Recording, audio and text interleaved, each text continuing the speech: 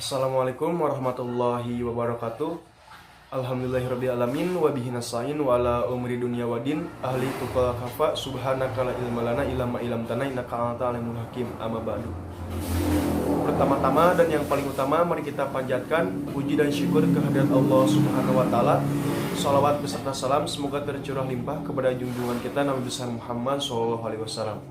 Atas berkahnya, atas rahmatnya kita masih bisa mengikuti kegiatan pembelajaran walaupun dalam situasi pandemi seperti ini. Untuk itu, kami dari kelompok 12 akan memaparkan materi tentang tawasuh, tawazun, dan tamasuh. Langsung saja ke materi yang pertama, akan disampaikan oleh Naila Degel. Waktu dan tempat dipersilahkan.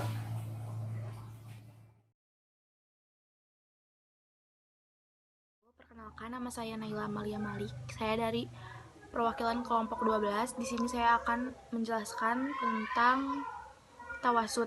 Langsung saja ke materinya. Tawasud artinya mengambil jalan tengah, yaitu sikap tidak condong kepada kelompok yang berkedok agama maupun kelompok yang berkedok komunis. Tawasud ini juga bisa didefinisikan sebagai sikap moderat yang berpijak pada prinsip tatharuf. Nah, contoh tawasud ada pada 4 bidang. Yang pertama pada bidang akidah. Misalnya, berusaha sekuat tenaga memurnikan akidah Islam dari campuran akidah dari luar Islam. Yang kedua, ada pada bidang syariah. Misalnya, menggunakan metode dan sistem yang dapat dipertanggungjawabkan dan melalui jalur-jalur yang wajar sebelum langsung mengambil dari Al-Quran dan As-Sunnah. Yang ketiga, ada pada bidang tasawuf dan akhlak. Misalnya, mencegah ekstrim yang dapat menjerumuskan orang kepada penyelewengan akidah dan syariah. Yang terakhir, ada pada bidang muasyarah atau pergaulan antar golongan. Nah, misalnya, pergaulan antar golongan harus diusahakan berdasar saling pengertian dan saling menghormati. Saya Ikram Jamil. Di sini saya akan memaparkan bagian tawazun. Tawazun adalah salah satu sikap yang harus dimiliki oleh seorang muslim. Tawazun adalah sikap seimbang dalam berkhidmat demi terciptanya sebuah keserasian dalam sebuah hubungan, baik antar manusia dengan manusia ataupun manusia dengan Tuhannya. Seperti yang difirmankan oleh Allah Subhanahu wa taala dalam Al-Qur'an, surat Al-Hadid ayat 25. A'udzu billahi minasyaitonir rajim. Bismillahirrahmanirrahim. Laqad arsalna rusulana bil bayyinati wa anzalna ma'ahumul kitaba wal mizana liyaquman nasu bil qist. Artinya, sesungguhnya kami telah mengutus rasul-rasul kami beserta bukti-bukti yang nyata, dan kami pun menurunkan bersama mereka kitab-kitab dan neraca atau keadilan supaya manusia berlaku adil. Adil dalam berbagai aspek, baik antar zahir dengan batin, jasmani dan rohani, akal dengan wahyu, ataupun dunia dengan akhirat. Salah satu contoh sikap tawazun yang bisa diterapkan dalam sehari-hari adalah menjadikan waktu siang sebagai waktu untuk berusaha atau bekerja, dan menjadikan waktu malam atau di malam hari sebagai waktu untuk beristirahat, sebagaimana yang Allah firmankan dalam Quran surat Al-Furqan ayat 47. Sikap tawazun ini perlu riyadhah ataupun latihan. Dengan latihan ataupun riyadhah, seseorang dapat mencapai sebuah ketenangan jiwa ataupun kebahagiaan fid dunya wal akhirah.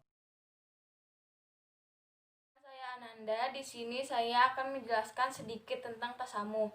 Tasamuh artinya toleran. Maksudnya adalah toleran terhadap perbedaan pandangan dalam masalah agama, budaya, dan adat istiadat.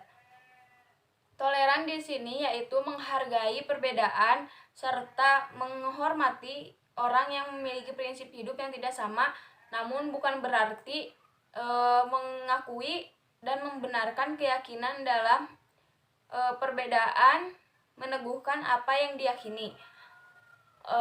Firman Allah dalam Quran surat Toha ayat 44 yang artinya, berbicaralah kamu berdua, Nabi Musa alaihissalam dan Nabi Harun alaihissalam, kepada Fir'aun dengan kata-kata yang lemah lembut, mudah-mudahan ia ingat atau kuat.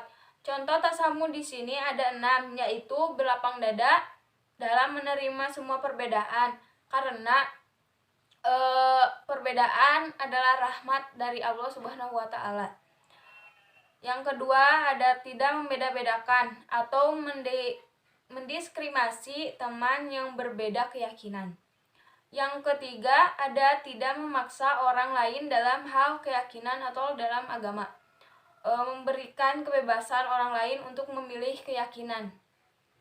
Yang kelima, tidak mengganggu orang yang berbeda keyakinan ketika mereka beribadah.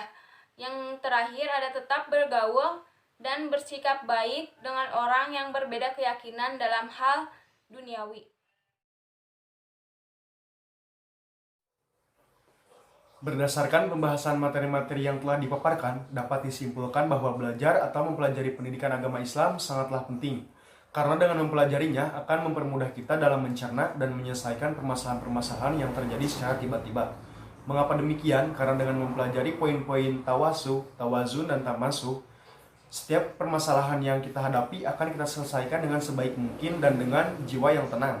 Jiwa yang tenang di sini dalam artian yaitu dengan jalan tengah dan dengan toleransi yang tinggi. Mungkin hanya sekian persembahan materi dari kelompok kami. Terima kasih atas segala perhatian. Mohon maaf bila masih ada kekurangan. Wassalamualaikum warahmatullahi wabarakatuh.